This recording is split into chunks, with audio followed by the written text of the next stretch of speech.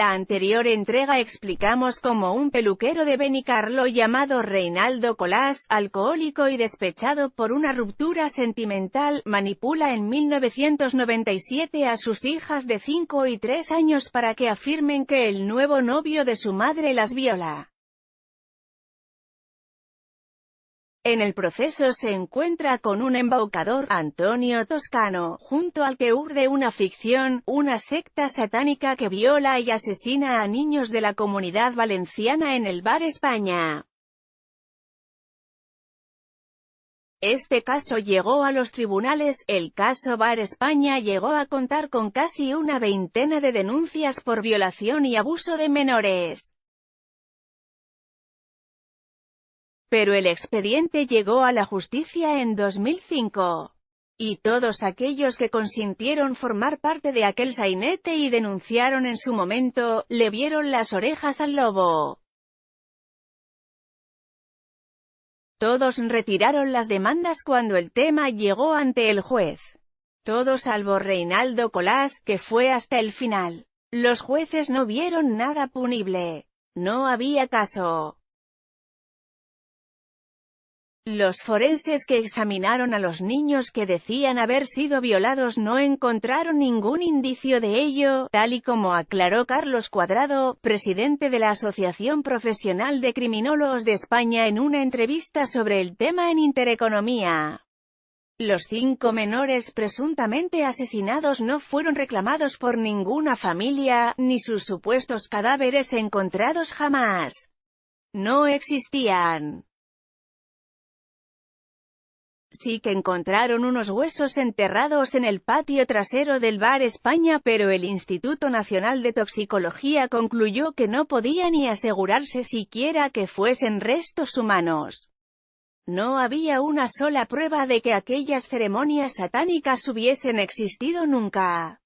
La justicia había hablado y había sido clara: el caso Bar España nunca existió. Reinaldo Colás fue el único que entró en prisión por aquello. Lo acabaron condenando a 15 meses de cárcel por denuncias falsas, calumnias y difamaciones. Cumplió solamente 3 o 4, pero se arruinó entre las multas y las costas judiciales. Después de eso volvió a caer en depresión y a beber mucho, recuerda su hija T.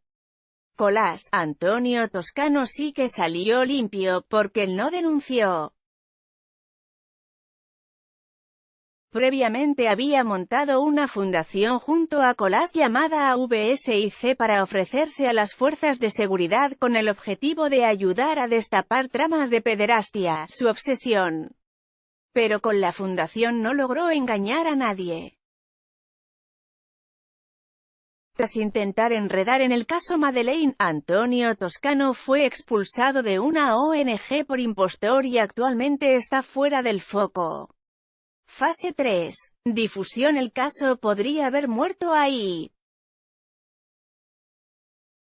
Pero a principios de esta década, cuando parecía que el suflé había bajado, algunos conocidos internautas especializados en propagar bulos y difundir teorías conspiratorias rescataron la historia y la publicaron en conocidos foros, especialmente en burbuja.info.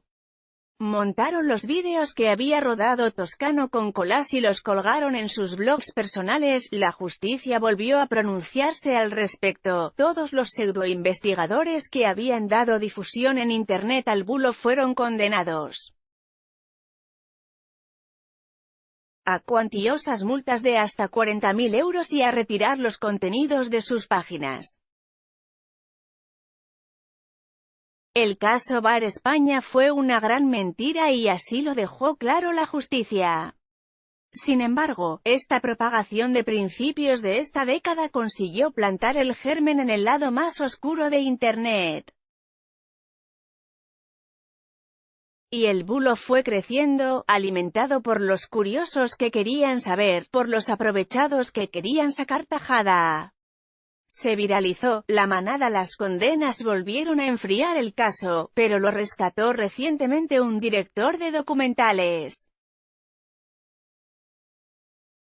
Se llama Valentí Figueres y su trabajo más conocido es un documental titulado El efecto K. El montador de Stalin, Figueres, valenciano, escribió un guión de ficción sobre un caso parecido, acerca una trama de pederastas. Dice que fue así como se encontró la historia del Bar España, se la creyó y decidió empezar a rodar un documental llamado La Manada en el que pensaba denunciarlo todo.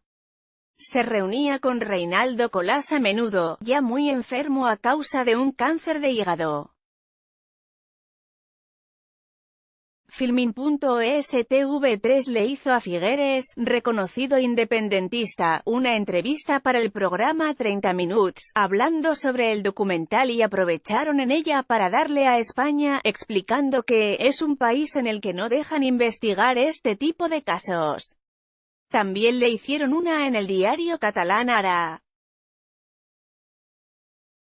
Allí fueron más vivos, sabedores tal vez de que el caso Bar España es una patraña, prefirieron curarse en salud y titularon, Bar España, un caso demasiado atroz para ser creíble.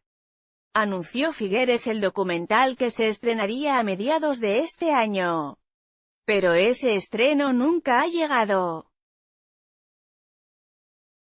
El Español se puso en contacto con él para preguntarle por qué no salía el documental. Nos atendió solo una vez porque lo llamamos directamente y le pilló de sopetón. Visiblemente nervioso, adelantó que no iba a dar declaraciones. Pero dijo que no estrenaba por miedo, porque le habían advertido de que, por su bien y el de su familia, no saquéis eso a la luz. Dejó a entender que estaba amenazando. En El Español le dimos la oportunidad de denunciarlo. Y, se la volvemos a dar, que señale quién le amenaza. Que si hay una logia asesina que quiere matar a tu familia, qué mejor que denunciarlo públicamente para que todo el mundo esté advertido de lo que podría pasar, a ver si los malos desisten. Quedamos en volver a hablar más adelante, pero Figueres no ha vuelto a contestar a ni uno solo de los mensajes que le hemos enviado. Figueres en realidad no estrena porque sabe que el caso Bar España es un gran bulo y que se pillaría los dedos si lo saquéis a la luz. Que lo que le iba a caer no son premios sino una condena por difamación o calumnias. Pero, en lugar de ser honesto y reconocerlo públicamente, prefiere no dar explicaciones y contribuir a dilatar el bulo con ese silencio y esas presuntas amenazas que no ha denunciado. Espectáculo macabro. Valentí Figueres estuvo en el funeral de mi padre, se puso al fondo y lo grabó todo con su tablet, sin ningún respeto, recuerda con rabia a Nos dieron unas ganas de pegarle, reconoce su hermana T. Una mujer llamada Nuria Carque, que participó en el delirante vídeo de su amigo Colás denunciando las inexistentes violaciones, vio a Figueres grabando y se vino arriba, empezó a pegar gritos y a decir que ese ataúd merecía una bandera porque Reinaldo era un héroe. Todo fue muy desagradable, coinciden las hijas de Colás. Un espectáculo absolutamente bochornoso y macabro durante un entierro. Porque Reinaldo Colás murió el pasado 2 de diciembre de 2017, víctima de un cáncer de hígado, producto de sus excesos con el alcohol. Yo sí que seguí teniendo relación con mi padre después de toda la movida. En cuanto cumplí 18 años y finalizó la orden de alejamiento, explica T. Colás. No sé por qué. Porque es mi padre, porque sentía con 18 años, casi adolescente, tenía que estar con él, hasta estuvimos un tiempo viviendo juntos. Siempre me he enfrentado mucho con él y le decía que si volvía a sacar aquel tema me largaba. Pero sí que he tenido relación con él hasta que se ha muerto. De mi padre se aprovecharon. Yo no digo que sea un santo, pero se aprovecharon. Le encantaba que lo adulasen. La gente lo sabía y le venían con el cuento a casa. Uno que decía que era abogado y que le iba a conseguir una indemnización por un tema del juicio. Necesitaba 1000 euros y le iba a ganar ese juicio, porque se iba a hacer justicia. Le bailaban un poco el agua, mi padre se lo creía, y le levantaban los 1000 euros, resúmete. Reinaldo reconoce, mira, en sus últimos días, mi padre tuvo algunos momentos de lucidez. A mí me reconoció que había muchas cosas de aquella historia del Bar España que no le cuadraban. A él, que era el que se lo había inventado. Que no le cuadraban, él sabía que había hecho cosas mal que nos habían jodido a nosotras. Pero no sabía exactamente qué. Cuéntate. Reinaldo ha muerto, pero su invención ha resistido al tiempo. No solo eso, sino que se ha revitalizado a rebufo del caso Alcácer, suceso de actualidad estos días por varios acontecimientos. El asesinato de las 3 niñas fue obra, según esta perversa invención, de los mismos que violaban niños en el Bar España. Y eso provoca que siga al viacrucis de T. Y a que la gente las busque por las redes, que su nombre esté relacionado con unas violaciones que nunca sucedieron. De vez en cuando tienen que aguantar que venga algún periodista pesado a preguntarles cómo fueron aquellos abusos. Nunca hubo tales abusos. Nosotras no hemos podido explicarnos hasta ahora. Cuando nos han contactado de los medios ha sido dándole tal credibilidad a aquella mentiras.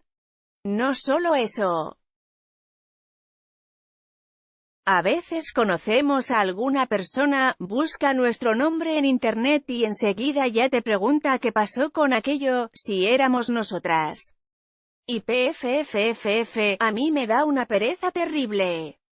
Pero es que mi hermana lo pasa peor e incluso se ha cambiado el orden de los apellidos. Que ya sabemos que eso en Google no altera el producto, pero es que ya no sabemos qué hacer, senténciate. Es que yo ya no puedo más, reconoce a. De derecha a izquierda y aunque hasta Reinaldo Colás acabó reconociendo a su hija sus errores, el caso Bar España tiene más vida que nunca. Es curioso cómo este bulo se ha desplazado políticamente de derecha a izquierda. Cuando surgió la leyenda, su veracidad era muy defendida por sectores de la derecha más extrema y por la Iglesia, que no veía mal lo de meter miedo con cuentos de sectas satánicas por Valencia. La Valencia de los 90, de la libertad, el bacalao y las drogas.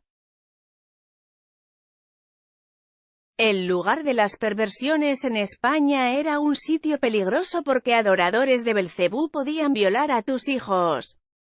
Ahora la cosa ha cambiado. Es la nueva izquierda magufa la que empuña esta historia. La antivacunas, la de la homeopatía y la que bebe leche sin pasteurizar. La de Beatriz Talegón, que pide que se investigue el caso, sin preocuparse de comprobar que ya está todo investigado.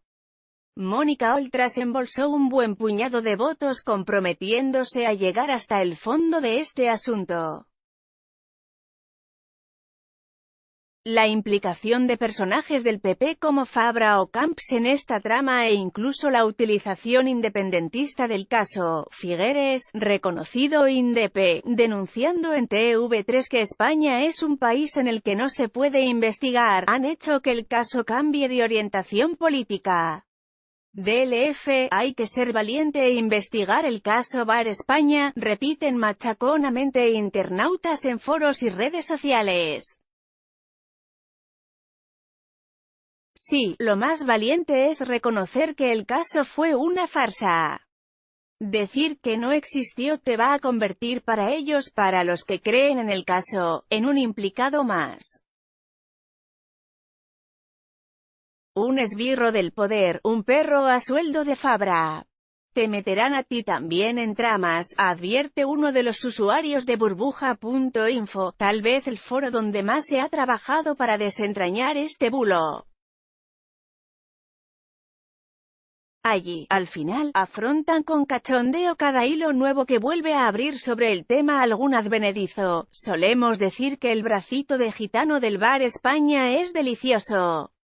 Lo dicen en relación a la farsa de que Carlos Fabra una noche, vestido con una túnica, se puso a recitar oraciones en latín y le pegó 2 tiros a un niño gitano.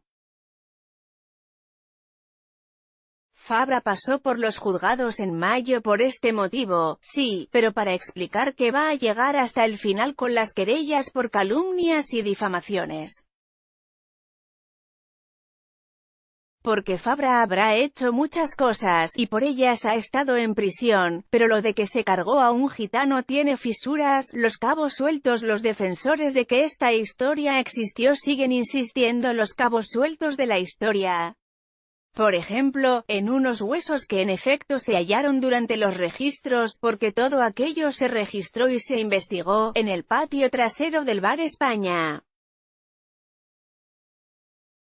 Los restos fueron debidamente analizados por el Instituto Nacional de Toxicología, donde ni siquiera pudieron llegar a determinar que fuesen humanos. Otra subleyenda que corre por dentro del caso Bar España, una especie de spin-off, es la de la enfermera que supuestamente curaba a los niños de sus desgarros y golpes.